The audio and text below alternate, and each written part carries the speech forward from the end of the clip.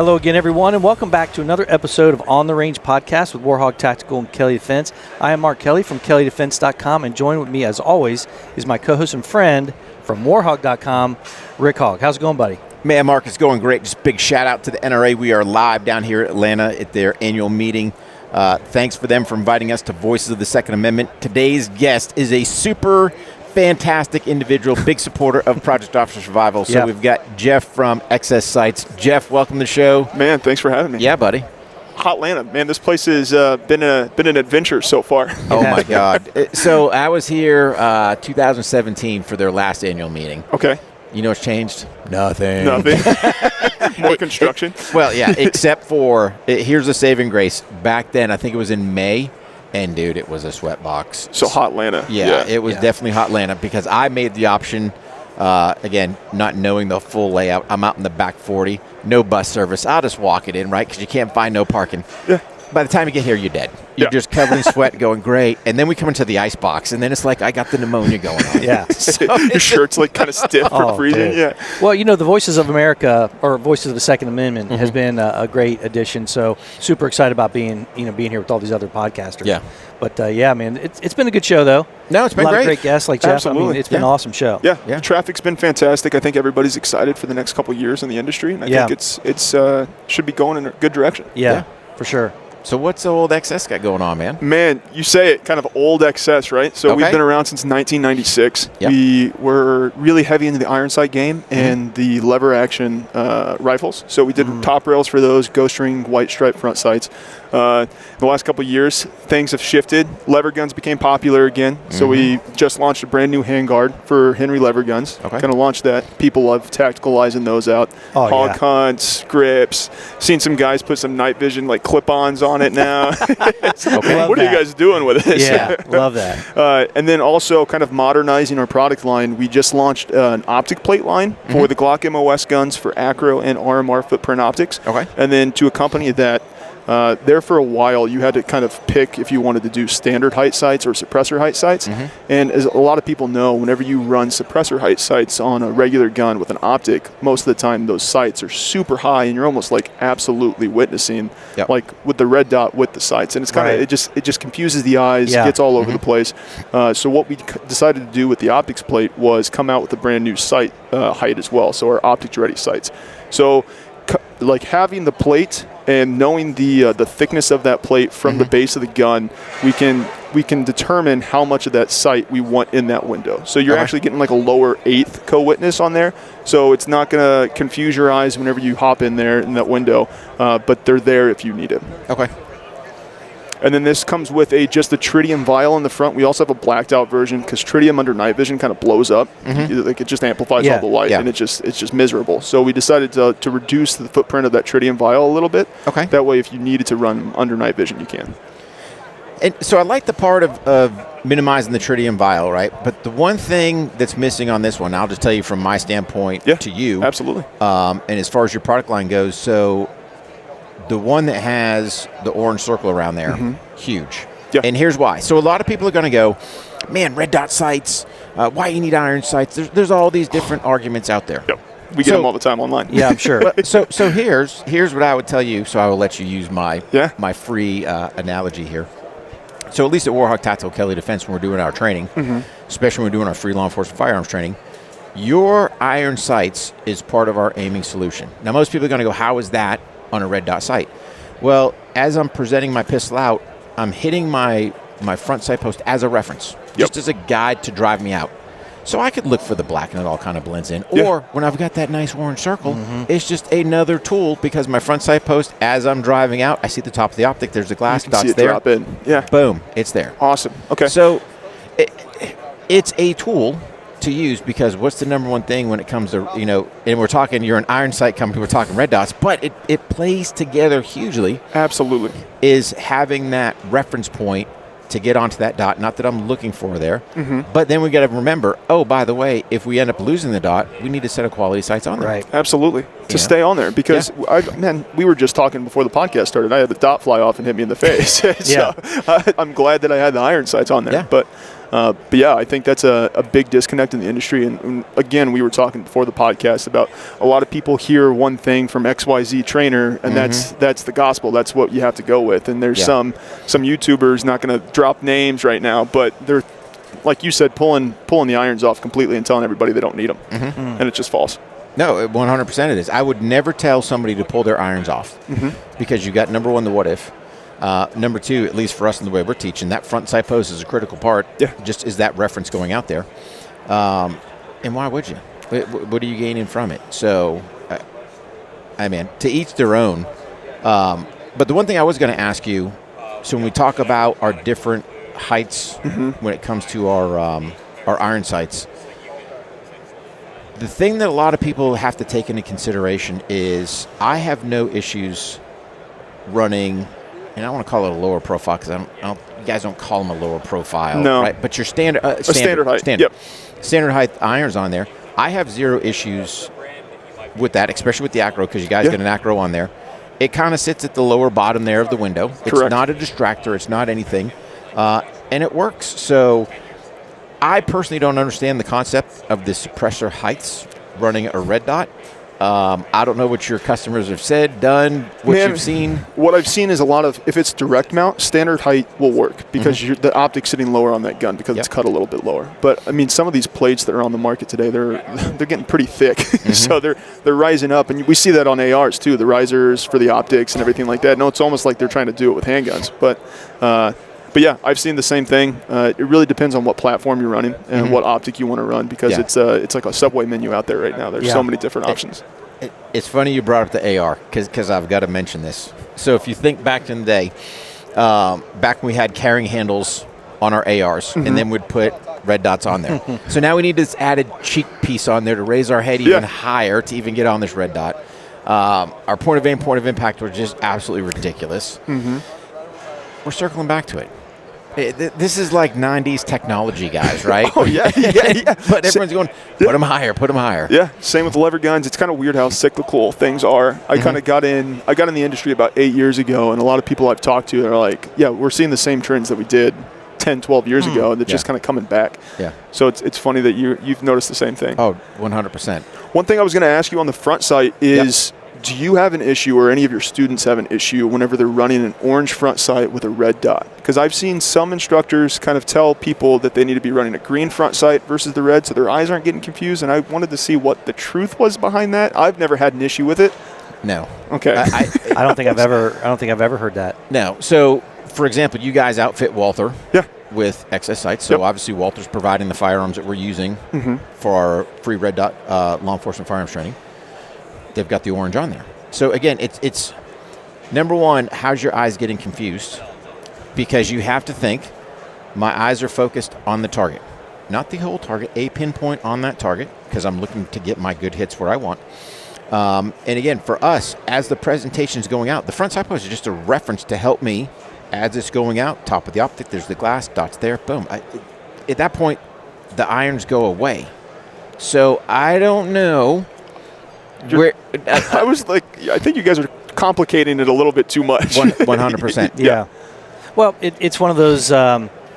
It's the same with IG. You see that stuff. They have these talking points about these catastrophic issues that they need to address. And next thing you know, people are taking off the front sight posts. It's absolutely ridiculous. Yeah. It's a lot of eyeballs, and you get the wrong influencer. Someone who's either just making clickbait or simply just don't know. They're equally as dangerous. Yeah. And that's what you end up with. These problems that were never problems to begin with. Yeah. Now, what I did hear, Jeff, this is something new. So I believe, and I don't know all the products, right? So just work with me on this one. Yeah. But somebody was telling me there's an optic out there, I think that goes with the Glock, that you have to basically co-witness, where you're putting your dot on top of the front sight post for a red dot pistol. Right now, I know some guys do that with the rifle. And it was funny because I had a student a couple classes back, law enforcement class. She was trying to do the same thing, put the red dot on top of the front sight post. Yeah. I'm not quite sure why someone would want to do that, why you'd even need the front sight post in your aiming solution with the red dot, but that's something floating around. So that to me is a bigger concern. Yeah. Because at that point, you totally devalue the red dot sight. Why not just put the front sight post on there? Well, why even put a red dot? Yeah. Because as long you're as focusing on that. Right, but as long as it's in the window. So now I have to even, because here's the thing. If my irons are here, my dot's over here, as long as it's in the window, I can still make the shot. It's on the target, right? Boom. Now I've got to start fixing this aiming solution. You said it perfectly. Why even have the red dot on there? Because you're just using the red dot almost like a rear sight at that point. Exactly. Yeah. But that's some of the craziness. So when you talk about the industry, right? I heard that for the first time. It was like, so I took once we finally got this one student worked out, I took what she said because she was trying to do that. Maybe she was correlating to her AR because maybe her AR is that, co-witness style deal where she got confused and I didn't articulate enough to her, right? Okay, cool. So now she's a teaching point where on my big graphic, there's the front sight post, there's the red dot with a big red X, right? We don't need this. Yep. Even though I've got a graphic that goes, it basically looks like a 5 dice where it's like, hey, as long as it's in the window, you're good. Yeah. Exactly. So I just say all that to go, there's a bunch of stuff out there in the market that gets crazy. And you talk about your different influencers saying this and that. To everyone out there, I would say, hey, look at different sources. Yeah. Hey, just because so-and-so, just because Rick says whatever, don't take my word for it. Go talk to other people. Do your research. Get a class. That's the biggest thing, especially Right. since 2020 with so many new gun owners. My sisters they went out and bought their first guns. I'm like, awesome. They're like, okay, now what do we do? I'm like, you go learn. You go shoot. Get some training. Yeah. So they took some classes and they're like, wow, we never knew about firearms manipulation or the malfunctions that could happen. I'm like, yeah, there's a lot into it. You can't just buy a gun for the first time, throw it in your nightstand and expect to be able to use it whenever you need to under high stress. Yeah. So it's the same thing. I mean, you need to go out and get education, and you need to learn about these firearms. And I think that's a big thing with red dots too, because they're so hot right now. Whenever somebody buys a gun, they're like, oh, okay, well, how can I trick it out? How can I make me a better shooter? And red dots or iron sights, for that matter, aren't going to immediately make you a better shooter. You actually need to go out and get some training. Yeah. 100%. You need the time. That's without, that's a given. To me, the red dot is a tool to enhance your shooting. Absolutely. So let's just say you're still a young man.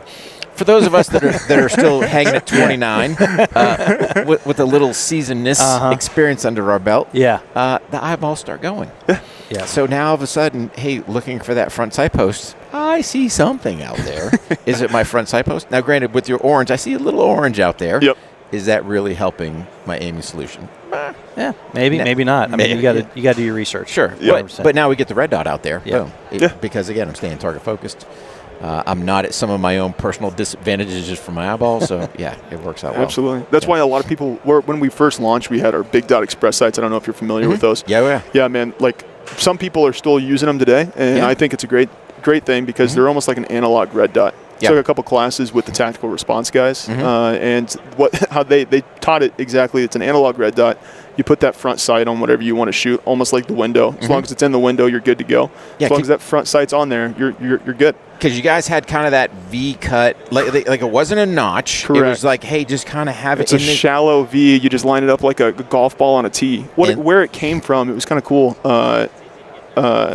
Ed Pestusik, the founder of the company, his son and daughter now run it. He's passed away, but he was really into studying African game, hunting and safaris and whatnot. And then actually a lot of rifles back in the 1920s had that express style sighting system.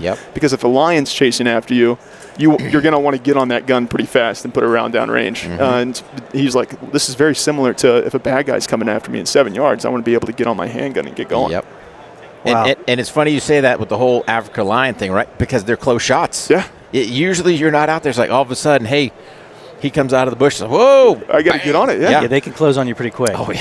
Heart rate jumps up. You get the adrenaline. Yeah. It's the same thing. Ingenious. Oh, man. Yeah. Unbelievable. What new things besides what you're working on right now? Anything that you can talk about? Or is it... We're getting a lot of that here at the NRA this week. I can't talk about that. We got some cool new things. We got some more platforms coming out for the optics guns. So we're going to hopefully get into the RMSC, some of those smaller subcompact guns, because we've seen a lot of those become popular. And then we also have different platforms for the optics. So Smith & Wesson, we got some optics plates for Walther coming out. Those are in the line, and then some more stuff for lever guns. So the handguards for the Marlins, Rugers, and the Rossies. I love that they're tricking out those... handmade rifles and stuff. that is like. So, I don't think you can get any more, gunned out geek with that. But no. Hear me out. Okay. Hear me out. When are 6-shooters coming back? So I ran into a guy. I don't know him, right? So I'm going into a quick stop in North Carolina. Okay. My man, open carry, perfectly good to go. He's got an old school cap and ball revolver. Wow. That was probably, no way. That was probably passed down from the Civil War because this thing looked rough. Like, it wasn't something he bought new. This thing was, like, you could look at the... yeah, it's pretty sweet. At the pistol grip, it was all beat up. The brass was all tarnished. Yeah. Like, it had seen some days. I'm like, dude. That guy. Yeah. So, Yeah. it's cool to see the lever guns come back. I wonder what else, might start making. Whatever it is, I know you're going to be making something for it. Absolutely. So revolvers we've actually had a lot of requests recently from OEMs doing some Really? revolver stuff. So we just had the American Fighter revolver. They teamed up with the guys over at Lipsy's, and they made an ultimate carry J-frame, and it's got our front sight on it. And, Wow. man, that thing is awesome. It comes in 38 and 32, and when you're shooting that 32, man, it's just butter. It's Wow. fantastic. And then we also launched with the handguard. We have the brass front sight too, because we had a lot of requests for brass. That's cool. People didn't want the tritium anymore, so they were like, "Give me some of that shiny brass out there," and they're just going to town. Yeah. So it's funny you said that about revolvers, because we're starting to see it on our side. Wow. That's cool. That is cool. So one thing, when it comes, just to educate the viewer listener out there, when it comes to our tritium, what do we have, about 10 years? 10 to 12 is the half-life, depending on the use. Obviously, like if you're using and abusing it, and for some reason it pops, we warranty it for 10 to 12 years. Okay. So somebody has a problem, just hit you guys back up. Hey, man. Customer service is awesome. Those guys are in there like grinding 24/7. Yeah.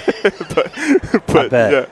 yeah. So yeah, tritium. I mean, it's people get a little bit concerned about a piece of radioactive material hanging down by their belt line, but in all honesty, you have to eat like 20 of those to even start getting any effects. It's a low beta, without getting into the geekiness of it. It's a low beta emitter, so it can't penetrate human skin. Okay. So you're totally safe. And on it, right? So here's the other part, just to help people with that. So when you look at tritium, how much stuff does the military have with tritium? So my old compass, my lensatic compass, you remember those things? Yeah. They got tritium in there. Like all this stuff has tritium. Watches. Oh, yeah. Watches had tritium in there. Yep. So, Yeah. I mean, it's not. It's safe. It is. Yeah. People hear radioactive material and they start getting a little freaked out. But I like what you said. Just don't eat it. Just don't eat it. Yeah. You'll be fine. Well, thanks for coming by, and congratulations on a couple of fronts for you personally. Thanks, man. Thanks for sharing that. Absolutely. It's great having you on the show, man. Yeah. And Jeff, anytime, if 100%. there's new stuff coming out, you guys want to chat some more. I know here at NRA we get things a little tight for time, but brother, appreciate you, swinging by the booth and keep us up to date as far as what you guys got going on. Absolutely. Keep us posted. Thanks, guys. I will. Yeah, man. For the rest of you guys, don't forget, train hard, stay safe, and we'll see you on the range.